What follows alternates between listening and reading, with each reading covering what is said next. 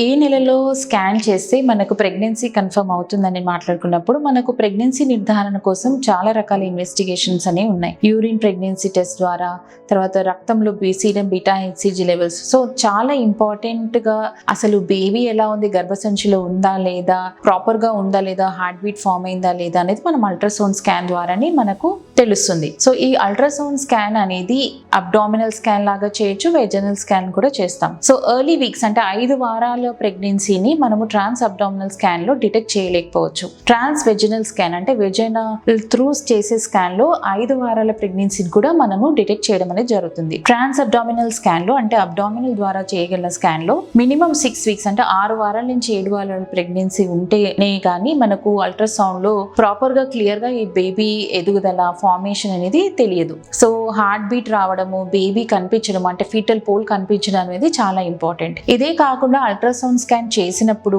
అది గర్భసంచిలో ఉందా లేదా, ఎక్టోపిక్ ప్రెగ్నెన్సీస్ ఏమన్నా ఉన్నాయా, ట్యూబల్ ప్రెగ్నెన్సీస్ ఏమన్నా ఉన్నాయా, ఓవరీస్ ఎలా ఉన్నాయి, సరౌండింగ్ స్ట్రక్చర్స్ ఎలా ఉన్నాయి, సర్వైకల్ లెంత్ ఎలా ఉంది. సో ఇవన్నీ కూడా అల్ట్రాసౌండ్ స్కాన్ లో మనము డిటెక్ట్ చేయడం అనేది జరుగుతుంది.